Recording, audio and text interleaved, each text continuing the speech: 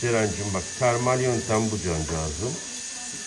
Termal yöntemle bademcikleri görüyorsun, hiç kesmeden ayırıyoruz dokuları gayet güzel bir şekilde. Sonra aradaki boşluğu damak bölgesini germek için kullanacağız. Böylelikle hastanın horlamaya ve uyku apnesine neden olan kısmını genişletmiş oluyoruz. O bölgeyi germiş oluyoruz. Dil köküne kadar lenfoid dokuyu temizlemiş oluyoruz.